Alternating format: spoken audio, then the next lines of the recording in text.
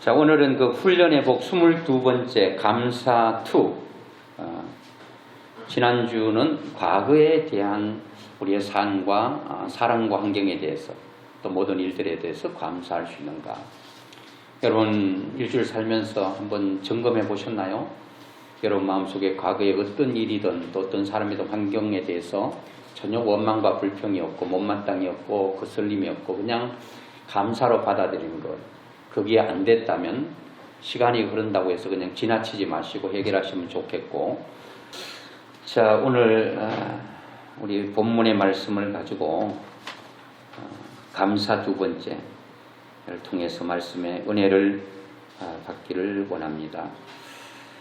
지난주에는 제가 말씀드린 대로 우리가 과거에 대한 문제를 다루었다고 한다면 오늘은 현재에 대한 감사가 있는가를 점검해보고 다음 주는 그러면 과거도 다 감사로 삶을 성화를 시켰고 현재도 감사하는 삶이고 앞으로도 어떤 일이 있더라도 나는 감사하기로 결심하고 결단하고 나갈 수 있다면 그것이 얼마나 큰 축복이 되겠는가 라고 하는 것입니다. 일본에 여러분 경영의 신이라고 하는 사람이 있습니다. 그 사람은 뭐 하는 것마다 잘 돼요. 이 마스시타 고노스케라고 하는 사람인데 이 사람의 감사는 참 대단합니다. 그건 제가 시간이 없기 때문에 다 인용할 수 없고요. 그분이 자기 직원들에게 늘 하는 말이 있었습니다. 그게 뭔가 하면은 감옥과 수도원의 차이를 얘기하는데 감옥은 불평과 원망이 있으면 감옥이 된대요. 여러분 우리가 어떤 공간적인 데 나를 가두어서 감옥이 아니라 공간들은 다 열려 있는데 감사가 없는 삶을 산다면 나는 감옥과 같은 답답하고 힘들고 어려운 삶을 살게 된다 그런 얘기가 아니겠습니까?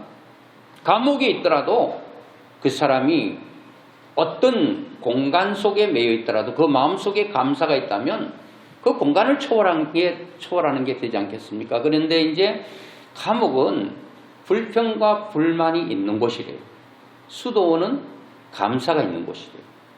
수도원에 몸담고 있어도 불평하면 감옥 되는 것이고 감옥에서도 감사하면 수도원이 된다. 그런 얘기 아니겠습니까? 근데 하나님께서는 왜 굳이 우리에게 자꾸 감사하라고 할까요? 감사 안 하고 살면 안 되나요? 우리가 잘 알다시피 감사 없는 인생이 얼마나 고단하고 얼마나 곤란하고 힘들다라는 걸 하나님 잘 알고 계시거든요. 그래서 감사가 잘 안 되더라도 훈련해봐라. 오늘 하다가 자빠져도 또다시 일어났어. 감사하고 또 쓰러져도 다시 일어났어. 또 해봐라. 계속 반복적인 훈련을 통하여 너의 인생 가운데 감사의 삶을 살 수 있다면 너는 참 행복한 사람이 될 것이다. 물론 하나님께서 우리에게 궁극적으로 감사의 삶을 원하는 게 있습니다. 승리의 삶을 원하는 게 있습니다. 이제 제가 감사를 끝내고 이제 즐거운 삶 첫 번째를 했는데 두 번, 세 번째를 하려고 하는데 왜 우리가 즐겁게 살아야 되느냐? 왜 행복하게 살아야 되는가? 그리고 감사하며 살아야 되는가? 궁극적으로는 하나님의 나라를 위해서 그렇습니다. 그리고 또 하나는 우리의 삶 자체를 위해서 그렇다는 겁니다. 우리가 감사도 없는데 기쁨도 없는데 누구에게 하나님의 나라를 확장시킬 수 있겠습니까? 다른 말로 하면 어떻게 예수 믿지 않는 사람들에게 예수 믿으라고 말할 수 있겠습니까? 내가 당신의 얼굴을 보니까 당신은 교회 다녀도 뭐 전혀 즐겁지 않으니까 내가 예수 믿을 필요가 뭐 있겠는가? 그 사람 예수 믿기 전에는 얼굴이 늘 우거지상이었는데 예수 믿고 나니까 완전 천사의 얼굴 됐어요. 물어보니까 왜 그러냐고 물어봤더니 내가 교회 다니지 않냐? 교회 다니니까 마음이 그렇게 기쁠 수밖에 없다. 즐겁고 행복할 수밖에 없고 감사할 일밖에 없다. 다른 사람이 들여다보면 감사할 조건이 별로 없는 것 같거든요. 그런데 감사하니까 도대체 뭐가 있네.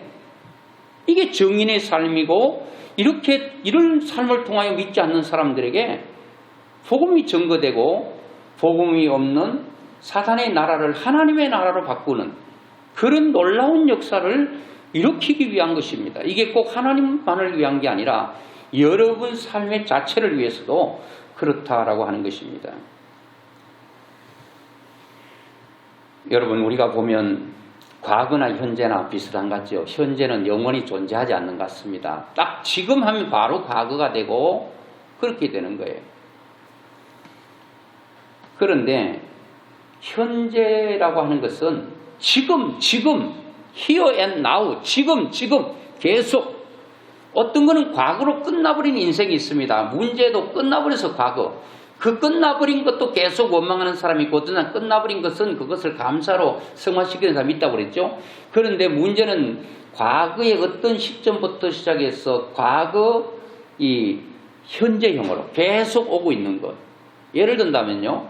제가 88년도 결혼했거든요. 88년도가 올림픽 우리나라에 있을 때입니다. 그래서 제가 머리가 별로 안 좋으니까 다 팔자로 시작해서 팔자로 끝내버리자. 그래서 88년 8월 8일 오전 8시 이렇게 하려고 했거든요.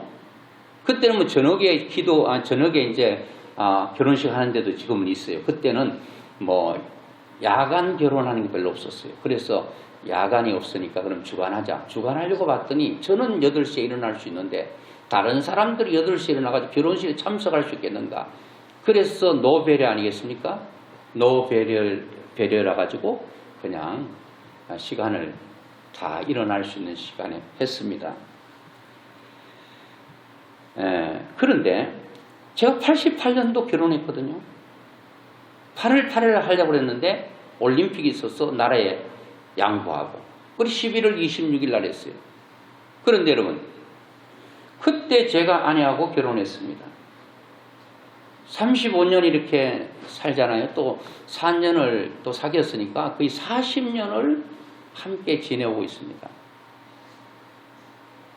그런데 물론 우리가 살다 보면은 참 가슴 아프게 이렇게 사별하기도 하고 또 별을 두 개 그리고 어쩔 수 없이 찢어지는 고통 가운데 나누어지는 경우들이 있습니다.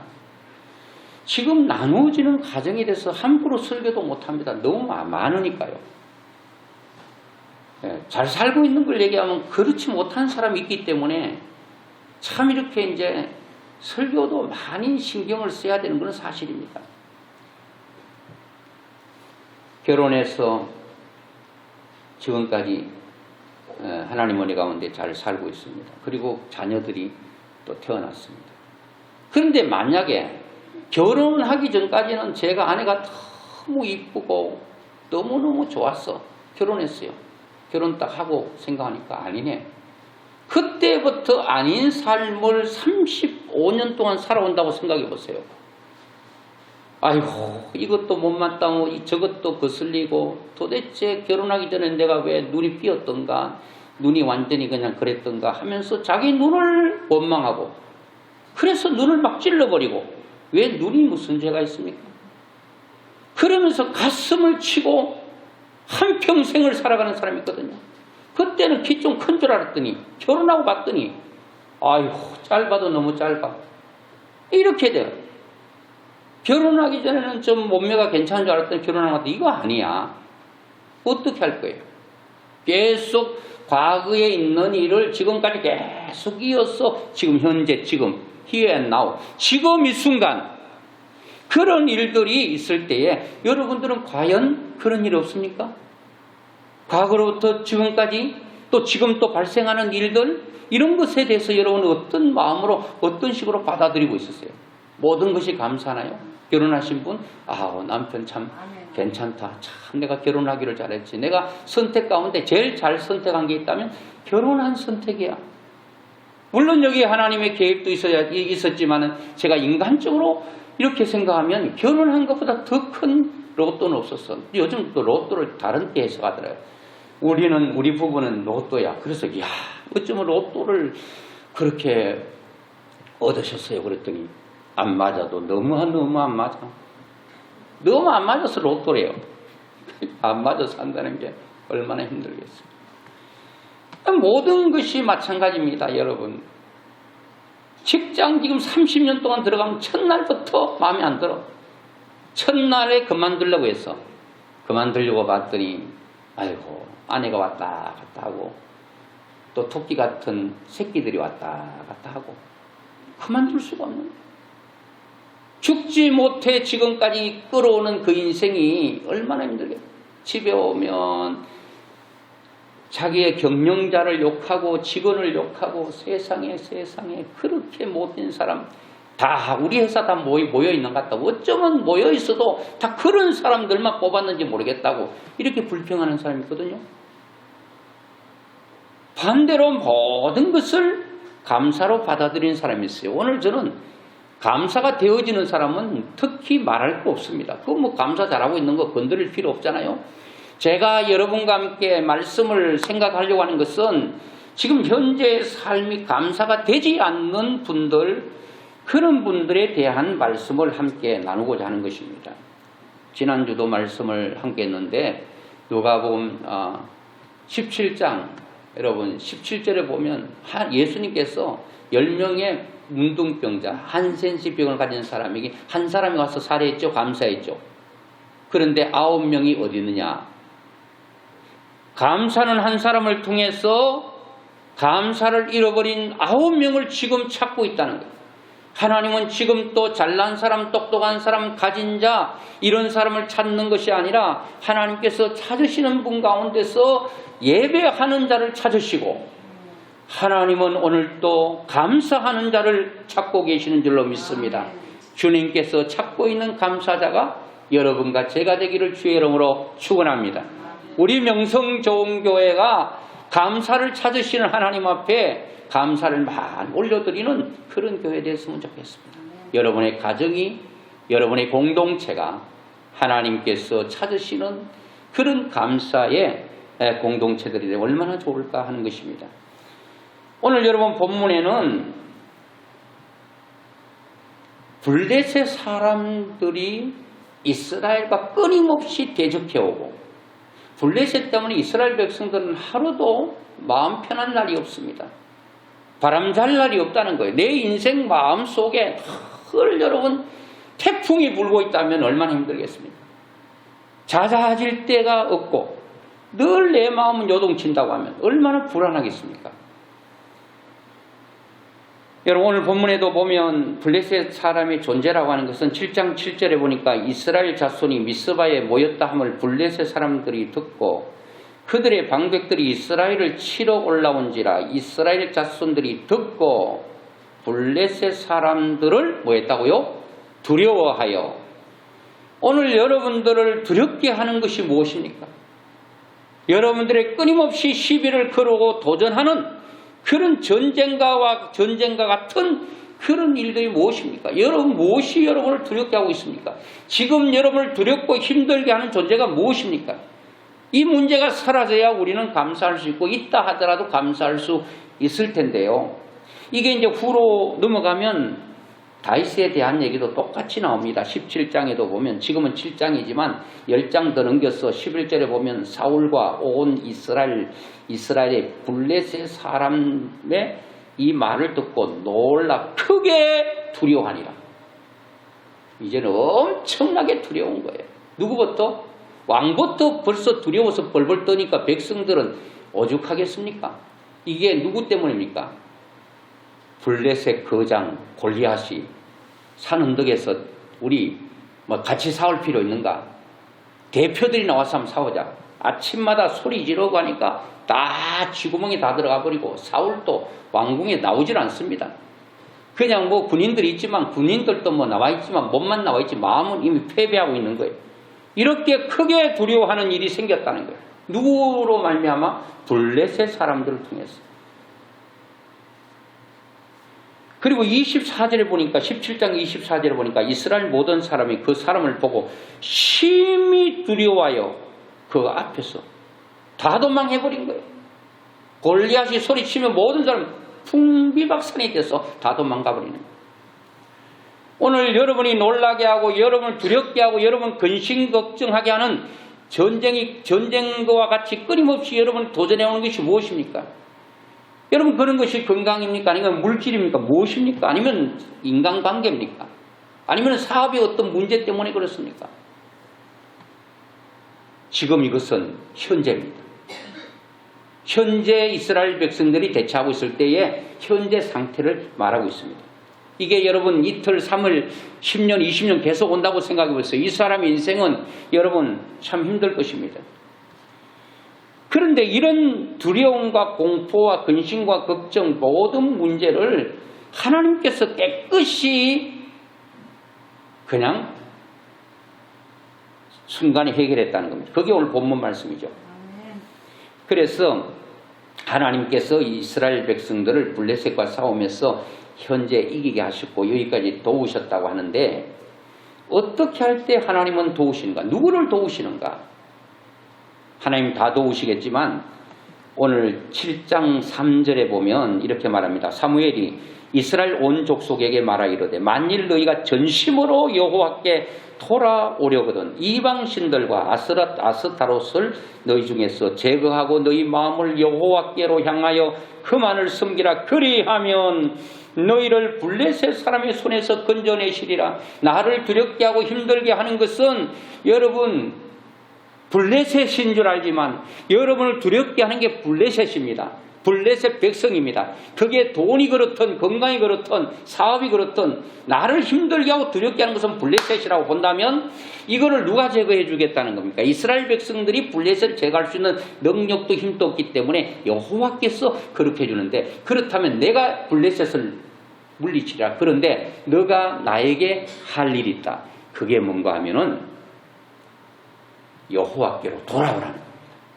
하나님만 섬기라는 거예요. 지금은 이스라엘 백성들이 아스타롯이라든지 이방신들을 섬기고 있어요. 이것은 회개를 말하는데 회개하면 너무나도 무디어졌어. 여러분들이 감각이 없어요. 또 회개하라고 하니 회개할 것도 없는데 우리가 뭐가 의로워서 회개할 게 없습니까? 날마다 회개가 많아야 돼요. 많이 회개하면 마음이 정결해지고 깨끗해집니다. 옷을 빨아야지 깨끗해지는 것처럼 회개해야 우리의 마음이 정결해져요. 그래서 하나님께서 쉽게 말하면 너희 마음을 정결하게, 너희 마음을 깨끗하게 해라. 여러분의 몸이 그릇이라면 그릇이 깨끗해야 뭐를 담지 않겠습니까? 여러분 자녀가, 사랑하는 자녀들가 시커먼 그릇에 뭐 밥 달라고 밥그릇 가져왔는데 거기에 밥 담아줄 엄마가 어디 있습니까? 아무리 배고파도 한번 식지마 그거 식지마, 더러운 그릇에 담아줘. 지금 씻을 시간에 빨리 담아서 줘야 된다. 그래도 씻고 주죠. 하나님은 우리에게 모든 것을 담아주실 수 있는데 여러분과 제 마음을 상태를 보시고 더럽고 추하고 냄새나면 크기에 담을 수가 없는 것입니다. 그래서 너의 마음을 깨끗하게 하라, 그렇게 말씀하고 있는 거죠. 마태복음에도 마음이 청결한 자는 하나님을 본다고 그랬습니다. 하나님을 보는 자가 하나님을 만나게 되고 하나님의 역사를 일으킬 수 있다는 거예요. 마음을 정결하게. 나는 죄가 없어, 나는 마음 깨끗해, 그렇잖아요. 보는 게 죄고 듣는 게 죄고, 여러분 우리 삶 자체, 돌아가는 자체가 이미 죄악에 물들어 있습니다. 그러니까 내가 무슨 저 산속에 들어간다고 죄가 없어지는 게 아니에요. 그러니까 하나님과 나 사이의 마음을 날마다 정결하게 하고 깨끗하게 하면 하나님께서 하시겠다는 겁니다. 그래서 이 말을 하니까 이스라엘 백성들이 뭐 어떻게 했는가? 4절에 보니까 이에 이스라엘 자손이 바알들과 아스타롯을 제거하고, 아스타롯, 바알, 아세라 숨겼다고 그랬죠? 그게 더럽다는 거예요. 이중인격. 어떤 택시기사는 뭐 십자가도 걸어놓고 불상도 걸어놓고 뭐 다 걸어놨어요. 오만껏 다 걸어놨어. 아이고 이거 뭐 교회도 다니고 천주교도 다니고 불교도 가고 뭐 그 남녀 호랑객기도 하고 다 합니까? 그랬더니 아니요. 근데 왜 다 달아놓으셨어요? 어디 하나라도 소발이 쥐잡는 식으로 하나라도 걸리겠지. 안 걸립니다, 여러분. 그렇게 하면 안 되는 거예요. 제가 오후에는 그런 말씀을 좀 다루려고 하는데요. 다 제거해라. 너희 마음을 정결하게 하고 너의 신앙 상태를 점검해서 깨끗한 심령이 되면 그 다음에는 내가 하겠다는 거야. 내가 하겠다는 거야. 너희들이 아무리 해도 소용없어. 너희 아무리 해도 못 이겨. 내가 한 번만 이겨줄 수 있어. 그 다음에 이스라엘 백성들이 한 게 뭐예요? 하나님 요구한 게 뭡니까? 사무엘을 통해서 말씀하고 있습니다. 9절에 보니까 사무엘이 젖 먹는 어린 양 하나를 가져다가 온전한 번제를 여호와께 드리고 이스라엘을 위하여 여호와께 부르짖으며 여호와께서 응답했다고 그랬습니다. 10절에 사무엘이 번제를 드릴 때에 어떤 일이 나왔습니까? 블레셋 사람이 이스라엘과 싸우려고 가까이 오매 그 날에 여호와께서 블레셋 사람에게 큰 우레를 발하여 그들을 어지럽게 하시니 그들이 이스라엘 앞에서 패해버렸대요. 뭐 어떻게 했는지는 모르겠어요. 자기들끼리 찌르고 때리고 뭐 해가지고 완전히 그냥 초전박살 돼버린 거예요. 하나님께서 하나님의 방법으로 승리를 안겨주신 것입니다. 이스라엘 백성들이 뭐 한 거 아니에요. 그래서 여러분 예배의 목숨 걸어야 됩니다. 저는 사업이든 뭐든 하나님께서 우리에게 복을 주는 그 통로는 아주 간단하더라고요. 예배의 목숨 걸고 마음을 깨끗하게 하고 주의 말씀대로 살면 하나님께서 그 일을 열어주신다는 거예요. 우리 노력이 필요 없다 그런 얘기가 아니에요. 우리 최선을 다해야 됩니다. 믿음의 사람도. 기도만 하고 앉아있으면 안 됩니다. 기도하고 찾는 열심을 다하는 거기에 하나님의 역사가 일어나게 되는 것입니다. 기도는 하는데 게으른 사람 쓸 수 없습니다. 모든 사람은 다 쓰지만 게으른 사람 못 써요. 낮잠 자다가 성령 받고 낮잠 자다가 은혜 받고 낮잠 자다가 뭔가 역사를 일으키는 사람 없습니다. 낮잠 자다가 은혜 받은 거는 여러분 악한 사단이 와서 여러분 유혹할 뿐이고 안 됩니다. 예배가 그렇게 중요한 거예요. 구약의 번제는 오늘날 예배인데 아브라함, 이삭, 야곱 모든 사람, 다인 모든 사람들이 예배로 다 승리한 사람들이에요. 예배 잘 드렸더니 하나님께서 그들에게 소도 담을 수 없는 엄청난 일들을 하나님께서 허락하신 걸 보게 됩니다. 자, 이렇게 승리를 했어요. 아, 승리했네 박수치고 샴페인 터뜨리고 야 우리 승리했다 끝난 게 아니라 뭐 했다는 거예요. 미스바와 센 사이에 돌을 취해서 딱 세우고 그게 에벤에셀 딱 썼다는 거예요. 에벤에셀은 어떤 뜻이요? 하나님께서 여기까지 우리를 도우셨다는 거예요. 오고는 많은 사람들 그 돌비를 보면서 에벤에셀 하나님이 도우셨다. 여기까지 도우셨다. 언제 도우셨지? 아, 블레셋의 사람과 싸울 때에 우리는 도저히 이길 수 없었는데 하나님께서 하나님의 방법으로 이기게 하시고 승리를 주셨구나. 그 하나님을 잊지 않기 위해서 돌에 새기는 것입니다. 이게 뭐냐? 오늘의 승리를 잊지 말라는 겁니다. 현재 주시는 승리를 잊지 말라는 겁니다. 여러분의 신비에 새기셔야 된다는 겁니다. 그게 에베네셀에 새겨야 된다는 겁니다. 물에 새기는 거 아닙니다. 끓에 새기셔야 된다는 겁니다. 돌에 새기셔야 됩니다. 바닥에 새기면 바람이 불고 비가 오면 사라져요. 그러니까 사라지지 않는 돌에 새기셔야 됩니다. 여러분이 신비에 새기셔야 됩니다. 어떻게 해요? 에벤에셀.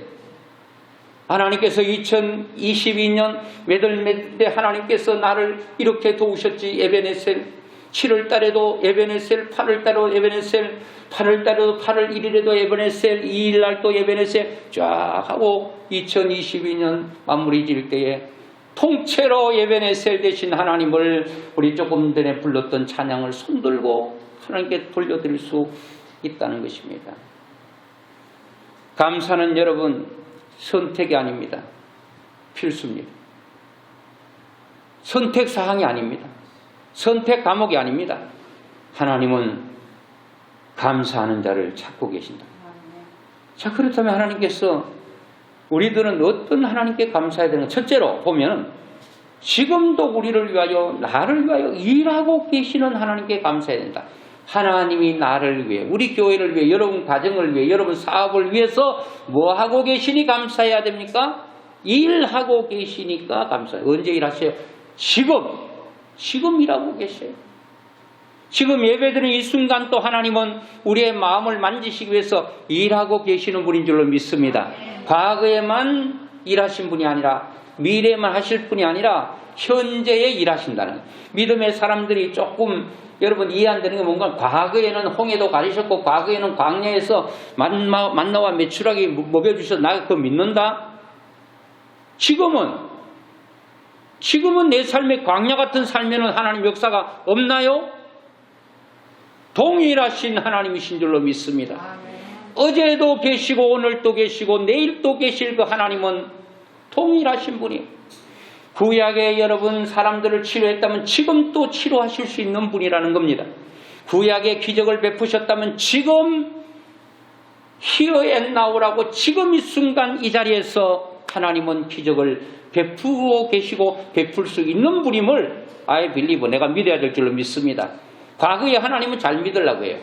아, 하나님께서 그렇게 했지. 이스라엘 백성들 그렇게 했고 뭐 구름으로 다 그렇게 했지. 나 알아. 지금은 하나님 구름 다 걷어버리고 밤에는 춥게 해서 다 얼어 죽게 하고 떠 죽고 타 죽게 만들어? no. 아니에요. 하나님께서 일하고 계신 분이기 때문에, 지금 또 일하고 계신 분이기 때문에 그 하나님께 감사하는 것입니다. 7장 10절 본문에도 보니까 뭐라고 말합니까? 그날에 번제를 드리고 이방 신상을 다 치우고 난 그날, 현재 그 날에 여호와께서 블레셋 사람에게 큰 우레를 발하여 그들을 어지럽게 하시니 그들이 이스라엘 앞에서 패한지라. 누가 일한 거예요? 하나님께서, 여호와께서 그렇게 하셨다는 거예요. 이스라엘 백성들에게만 일하시는 분이 아니라 여러분과 저희도 동일하게 일하고 계시는 분인 줄로 믿습니다. 여러분, 창세기 24장에 보면 아브라함이 자기 아들 40이 된 아들을 결혼시켜야 되는데 이방 결혼 안 되니까 자기 본토 거기 가서 자부를 얻어와야 되거든요. 그런데 자기가 가기는 좀 나이도 많고 하니까 자기 집에서 제일 나이 많은 그 늙은 종이라고 표현되어 있는데 엘리에셀이 있습니다. 그 사람에게 이제 종에게 이제 자기 이제 며느리 될 사람 구해오라 그랬어요. 그러니까 이 늙은 종이 불평할 수 있잖아요. 막 새파란 젊은 종 막 그냥 길고 뛰어대 피곤치 않는 그런 종들 다 놔놓고 이 늙은 종에게 일을 맡기는 거 불평할 수 있잖아요. 그러면 여러분 안 되는 거예요. 그러면 여러분 통과 못하는 거예요. 늙었든 젊었든 일 맡겨주면 아멘. 통과하면 축복이 되는데 제가 볼 때 이 늙은 종은 너무 감사하게 받는 거예요. 황송하게 받는 거예요. 뭐냐? 그게 성경에도 보니까 318명 훈련되고 길기운 그런 종들이 많았거든요. 그 많은 종들 가운데 자기에게 이 엄청난 일을 맡긴 그 주인이 자기를 신임해 준 사실에 대해서 힘들고 어려운 것은 둘째치고 자기를 믿어주고 자기를 신뢰해 준 주인이 너무 감사하고 지금 또 주인의 은혜 가운데 살았는데 언제 한번 은혜를 갚을까 생각인데 지금이야말로 은혜 갚을 때다. 가다가 죽어도 나는 받은 은혜를 갚기 위해서 가야 된다. 이 종이 이제 아브라함이 먼저 환도뼈 속에 늙은 종을 자기 환도뼈에 넣고 기도했잖아요. 하나님, 내가 가는 것과 다름없이 이 종에게 하나님께서 좋은 사람 만나게 해주시고 꼭 내 자부를 될 사람을 만날 수 있도록 하나님 도와주세요. 기도했어요. 그리고 이 늙은 종이 가면서도 기도했겠죠. 하나님, 우리 주인이 기도한 대로 그대로 될 줄로 믿습니다. 하나님, 제가 가면 잘 모르니까요. 이렇게 되면 그 사람인 줄 알겠습니다. 그리고 기도하면서 가는 거예요. 근데 기도한 대로 그런 사람 만난 거예요. 그 사람이 바로 이삭의 아내 리브가가 되는 거예요. 리브가. 이야, 여러분, 하나님께서 그게 이 아브라함보다도 늙은 종보다도 하나님께서 성경에 보니까 앞서서 일을 하셨다고 그랬어요. 우리가 같이 가면 좀 늦어요. 하나님은 늘 앞서가서 우리의 일을 하시는 거예요. 그러니까 얼마나 감사하냐고요. 그분이 여러분 능력이 없어서 앞서가는 모든 일을 모르시는 분이야. 우리는 앞서 일을 몰라요. 그냥 가는 뿐이지. 그러면서 여러분, 예수님께서도 하나님이시지만 또 하나님에 대해서 이렇게 표현하잖아요. 요한복음 5장 17절에 예수께서 그들에게 이르시되 내 아버지께서 이제도 일하시니 나도 일한다 하시며, 일하신다는 거예요. 아버지는 일하고 계신다. 하나님은 일하고 계신다. 하나님 아버지가 일하고 있으니까 나도 일한다. 자, 성부 하나님이 일하시고 성자 하나님이 일하시고 성령 하나님이 일하신다. 우리도 동일하게 일해야 될 줄로 믿습니다. 그리고 여러분, 그 하나님께서 우리를 뭐 하신다고요? 도와주신다. 그리 감사하는 거예요. 일하고 계신, 나를 위해 일하고 계시는 하나님 감사합니다. 이거 욥은 고난 가운데요. 욥기 23장 9절에 보니까 그가 왼쪽에서 일하시나 내가 만날 수 없고 그가 오른쪽으로 돌이키나 뵐 수 없구나. 하나님이 일하심을 우리는 잘 몰라요. 하나님 지금 내 옆에 일하는데 볼 수도 없고 만날 수도 없는 거예요. 내가 볼 수 없다고 만날 수 없다고 하나님 일 안 하시는가? 일하고 계신다는 거예요. 하나님은 나를 위해, 우리 가정을 위해, 우리 교회를 위해서 나를 위해 일하고 계시기 때문에 그 하나님께 뭐 한다고요? 감사하는 겁니다. 또 여러분, 우리는 왜 무엇을 하나님께 감사하는가? 둘째로 보면 오늘 본문 12절의 말씀처럼 여기는 현재죠. 인도하신 하나님께 감사해야 됩니다. 자, 오늘 본문 같이 한 번 더 읽어보겠습니다. 시작. 사무엘이 돌을 취하여 미스바와 센 사이에 세워 이르되 여호와께서 여기까지 우리를 도우셨다 하고 그 이름을 에베네셀이라니라. 여기까지 도우신 하나님. 지금 이 순간 또 돕고 또 현재가 오잖아요. 1시간 후에 또 현재가 오죠. 그때도 도우시고 계속 도우시는 거예요. 현재 계속 도우시는 거예요. 여러분 과거에만 일하시는 게 아니라 현재 일하고 계시고 현재 여기까지 도우시고 앞으로도 도우실 거라는 거예요. 잘 될 때 형통할 때만 감사하는 것은 자동일 수 있어요. 그런데 우리가 말하려고 하는 것은 안 될 때 불통할 때 어떻게 할 거냐는 거예요. 오늘 저는 거기를 얘기하고 싶은 거예요. 여러분이 생각할 때 뭔가 안 되고 뭔가 꼬이고 뒤틀리고 힘들고 어려울 그때를 여러분 어떻게 하실 거냐는 거죠. 그때는 하나님 안 도우고 계시는 건가요? 하나님이 그때 일 안 하고 계시는 거예요? 안 도우시는 거예요? 네 마음대로 하라고 그냥 내팽겨 두시는 거예요? 그렇다면 감사할 수 없는데 제가 마스크 이제 쓰고 하잖아요. 이제 이번 주에 마스크를 벗을까도 생각했는데 이제 잘 못 벗겠어요. 뭐 아시는 분 알겠지만 우리 성도님들은 다 아시죠. 6월 1일 날 그 선거하는 날이었잖아요. 그때 이제 수요일 날인데 그 수요 예배 드리고 기도 좀 하고 11시 한 40분 50분 저기 세르동 내리막길로 자전거 타고 가다가 그대로 앞으로 꼬꾸라져 가지고 조금 다쳤습니다. 앞니 다 나가고 인중이 막창이 나고 다 터져버리고 지금 여기도 좀 뼈가 좀 튀어나온 것 같아요. 코뼈가 부러지고 그랬거든요. 그런데 이제 이 꿰맨 완전히 막창이 났기 때문에 안팎으로 다 꿰맸는데 그게 딱지가 지난 이번 주 화요일날 떨어졌습니다. 화요일날 완전히 떨어진 게 아니고 양쪽에 덜렁덜렁 하는 거를 돌려가지고 내가 강제로 떼버렸는데 그거를 이제 과거예요. 6월 1일날 사건입니다. 지금 현재 내가 여기 있습니다. 자세히 보니까 아플 때는 몰랐는데 여기도 뭐 그 이마도 꿰매려고 했는데 안 꿰매고 그냥 놨었는데 여기도 좀 만져보면 뼈가 아프고 튀어나왔고 이가 이제 18일날 7월 18일날 한 달 반 이제 한 달 15일 후에 이제 점검을 하자고 그러더라고. 이제 조금만 더 참으면 됩니다. 오늘 7월 11일이잖아요. 이제 18일 날이니까 좀 더 참으면 돼요. 근데 참다가 오늘 아침에 그냥 그동안 죽 먹고 뭐 밥을 가끔 먹자고 오늘 또 밥을 먹다가 어디 건들렸는데 또 아픈 거예요. 근데 지금 이 시점에 와서 생각하니까 정신 차리고 보니까 어떻게 보면 마음에 안 드는 부분들이 많아요. 내가 병원에서 있으면서 죽만 먹고 이 덩치에 조그마한 밥그릇 요런데 죽 그냥 멀건 죽 줬는데 후에는 이제 밥하는 아주머니가 보더니 아이고 책이 그런데 요 밥그릇에 죽 먹고 어떻게 되겠나. 물론 이제 중간에 이제 죽들을 가져왔기 때문에 보충을 하고 했지만 그 다음부터는 자기가 판단할 때 그란한 그 죽그릇 있잖아요. 거기 이제 가져온 거예요. 처음에는 죽그릇 하나 그리고 외간장 조금 죽 먹고 외간장 찍어서 먹고 또 보니까 좀 안 됐던가 보더라고. 그 다음부터는 뭐 이제 감자도 좀 촘촘 썰어가지고 양념해가지고 또 뭐 찌개 같은 것도 좀 해가지고 갔다 오고 그렇게 하더라고요. 그런데 병원에서 이 소화 기능이 좀 잘 안 됐는지 이 배설이 잘 안 되는 변비가 생긴 거예요. 저는 제 인생 가운데 변비라는 것은 생각지도 않았고 있을 거라고 생각하지 않았습니다.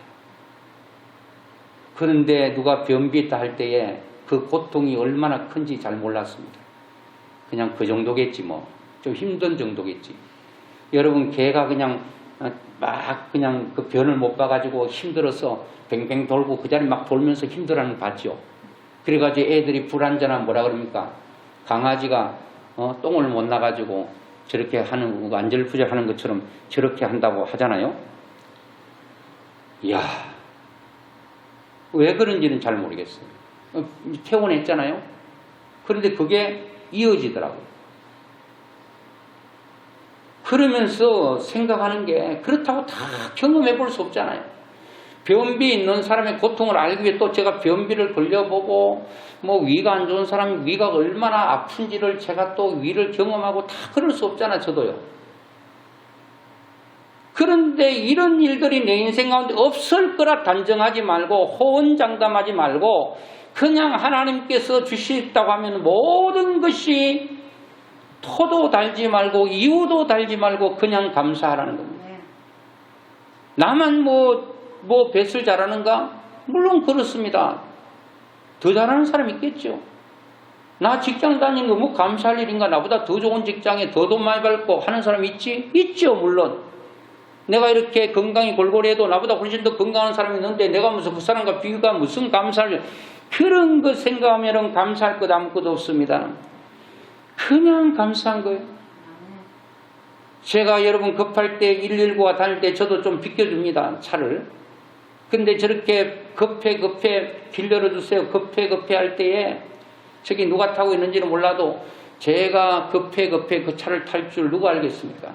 내 인생 가운데 119는 나하고 상관없는 줄 알았습니다. 119도 타게 되는 거예요. 119 탔다고 해서 거기에 하나님의 인도하심이 없었는가? 그렇지 않다는 거예요. 하나님의 인도하심이 있다는 거예요. 그것이 여러분 잘 나갈 때만 형통할 때만 하나님의 인도가 있는 게 아니에요. 그것이 내가 느낄 때 불통하고 뭔가 꼬여있고 안 되는 것 같아도 거기에는 분명히 하나님의 인도하심이 있기 때문에 내가 감사하는 거예요. 지금은 모르겠어요. 지금은 안개가 끼이는 것처럼 뿌옇고 선명하지가 않아요. 그러나 어느 시간이 흐르고 다시 안개가 그치는 그날 하나님께서 왜 내가 생각할 때 그 고통의 시간들이 나에게 필요했던가에 대해서 알려주실 때 불평했다면 그때 미안하지 않겠습니까? 오늘 또 여러분의 인생 가운데 때로는 지금 이 순간이 참으로 견디기 힘든 순간을 겪고 계시는 분이 있을지도 모르겠습니다. 이래도 감사하라고요? 반문할 줄도 모르겠습니다. 그런데 일단은 감사해놓고 보는 것입니다. 왜요? 하나님이 나를 인도하고 계시기 때문에 그렇습니다. 하나님의 인도하심 때문에 그렇다는 겁니다. 시편 37편 23절에 여호와께서 사람의 걸음을 정하시고 그의 길을 기뻐하시나니 하나님께서 우리 가는 걸음을 다 정해놓은 발자국을 찍어놓고 간다는 거예요. 그런데 하나님께서 이렇게 오라고 발자국 찍을 때 어떤 사람은 그 발자국대로 가면 하나님께서 기뻐하시고 하나님이 기쁨되는데 어떤 사람은 하나님께서 그걸 찍어놔도요. 아니 나 별로 안 갈래요. 자기 마음대로 가는 거예요. 하나님이 기쁨되지 못합니다. 18장 36절에는 내 걸음을 넓게 하셨고 나를 실족하지 않게 하셨나이다. 하나님 내 걸음을 넓게 하신 줄. 실족하지 않도록 자빠 넘어지지 않도록 하시겠다는 거예요. 제가 어떻게 보면 실족하여 넘어진 것 같잖아요. 하나님 그때는 뭐 하셨는가? 안 계셨는가? 여러분 모래 위에 그 발자국이란 그 예화 여러분 아시죠? 어떤 사람이 인생 가운데 꿈에 예수님과 함께 기쁨으로 그냥 그 해변가를 걷고 있었습니다. 발자국이 내 발자국 하나 예수님 발자국 내 발자국 사이좋게 동행하다가 어느 날 발자국이 하나밖에 없는 거예요. 그래 뒤돌아보니까 그때가 인생 가운데 가장 힘들고 어려운 순간이었어요. 예수님께 따져 물었습니다. 예수님 좋을 때는 나하고 같이 동행하시더니 내가 가장 인생의 질곡 가운데 눈물과 고통과 험난한 길을 갈 때 주님께서는 힘들다고 떠나가시고 발자국 나 혼자 외롭게 걸어가도록 내버려 두셨습니까? 라고 항변하듯 불평하듯 물었더니 주님께서 이렇게 말씀하셨습니다. 얘야 너가 너무 힘들어서 내가 너를 업고 걸어갔느니라. 그 발자국은 네 발자국이 아니고 내 발자국이니라 라고 말씀했다는 거예요. 그렇습니다 여러분.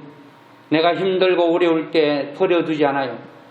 네 혼자만 살아봐라 그러지 않아요. 내가 설사 잘못해서 죄를 지었다 할지라도 하나님께서는 나를 때리시기는 하지만 버리지는 않아요. 깨닫게는 하시지만 고난이 와서 어려움이 있긴 하지만 다 은혜로 바꾸시는 분이에요. 하나님이 일하시는 분이기 때문에 감사해야 되고, 현재까지 에베네셀 대가 인도했기 때문에 감사해야 되고, 셋째로 마지막으로 회복하시는 하나님께 감사해야 됩니다. 14절에 보니까 블레셋 사람들이 이스라엘에게서 빼앗았던 성읍에 에그론부터 가드까지 이스라엘에게 회복되니, 이스라엘이 그 사방 지역을 블레셋 사람들의 손에서 도로 찾았고, 여러분, 회복이라는 것은 과거에 있었던 것을, 잃어버렸던 것을 다시 원상태로 원상회복하는 거예요. 이스라엘 백성들이 블레셋의 땅을 빼앗겼고, 여러분 여러 가지를 빼앗겨 손해 많이 봤어요. 그런데 이 승리를 하나님 주시면서 블레셋 사람들이 빼앗겼던 걸 다 도로받는 은혜를 주셨다는 거예요. 회복시켜주시는 하나님께 우리는 감사해야 될 줄로 믿습니다. 회복시켜주시는 하나님. 다 회복시켜주셔요. 내가 잘못해서 매를 맞고 잃었다 하더라도 다시 하나님께서는 우리를 회복시켜주시는 하나님, 다 도로 찾게 하신 말씀을 맺습니다. 여러분 잘 아는 몇 사람을 거론해 보기를 원합니다. 이지선 자매 아시죠? 예수 잘 믿는 자매. 그가 20대 대학 때에 오빠하고 같이 차 타고 가다가 차가 사고 나면서 그 속에 불이 났습니다. 이지선 자매가 차에 깔렸습니다. 오빠가 동생을 꺼냈습니다. 온몸이 다 타버렸습니다. 옛날 이지선 20대 사고 나기 전에 얼굴을 보니까 너무 예뻐. 사고 난 얼굴은 볼 수가 없어. 과거의 그 사진, 현재의 내 얼굴, 그는 평생 원망하고 살아야 되지 않겠습니까? 그런데 이지선 자매가 감사하고 있다는 거예요. 여러분과 제가 그렇게 돼서도 안 되지만 그런 상황이 됐다면 과연 우리가 감사를 할 수 있어요?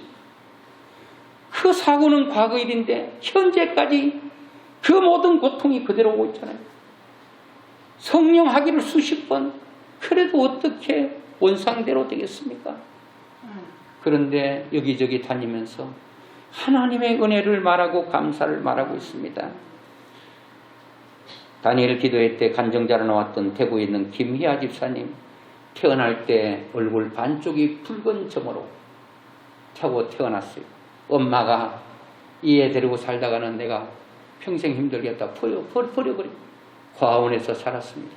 이리 치고 저리 치는 인생을 살았습니다. 예수님을 만났어요. 그리고 있는데 그나마 괜찮은데 여기 또 뭐 그냥 암이 와가지고 얼굴을 함몰시켰습니다. 그분의 제목이 뭡니까?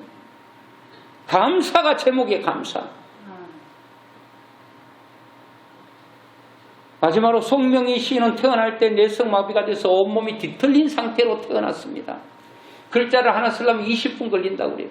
그분의 고백이 뭡니까? 공평하신 하나님을 찬양하고 있습니다. 인간적으로 보면 뭐가 공평합니까?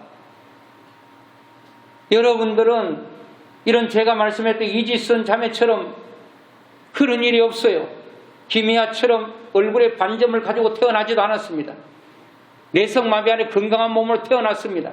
그런데 이런 사람은 외적으로 볼 때에 전혀 감사할 조건이 없는 것 같은데도 감사하는 사람은 뭐고, 온전하게 모든 외적인 것만 해도 흠잡을 데 없는 그런 우리의 삶인데도 감사를 잃어버린 것은 과연 무엇이 문제가 있다라고 하는 것입니까? 일하시는 하나님을 봐야 됩니다. 나를 여기까지 인도하시는 하나님이 봐야 됩니다. 회복시키실 하나님, 나를 통해 일하실 하나님, 하나님의 뜻이 이루어질 큰 거대한 그림, 이거를 하나님의 주권이라고 말합니다. 내 인생은 하나님의 주권 속에 있다. 그 주권 아래서 잘 될 때도 있지만 안 될 때도 있다. 형통할 때도 있고 불통할 때도 있다. 웃을 때도 있지만 눈물 날 때도 있다. 그러나 하나님은 이 엄청난 큰 테두리 안에 우리를 하나님의 주권 속에 있습니다. 여러분, 사람을 생각해 보세요. 현재 여러분과 만나는 사람 누구이든지 상관없습니다. 그 사람 볼 때 감사가 저절로 나오셔야 됩니다. 환경이 어떻든 여러분 환경을 보고 감사가 나오셔야 됩니다. 이것이 안 나오면 훈련하셔야 됩니다. 하나님 그걸 원하기 때문에, 좋은 거기 때문에 그냥 하다 보면 나에게 엄청난 복으로 오기 때문에 여러분과 제가 이 메마른 땅에 비가 올 때, 단비가 올 때에 모든 이 곡식들이 모든 여러분 이 과일과 모든 것들이 소생하는 것처럼 여러분의 인생을 소생시키는 것은 감사입니다. 감사가 충만해서 하나님께 영광을 돌리고 여러분의 삶이 주 안에서 풍족한 은혜가 있기를 주의 이름으로 축원합니다.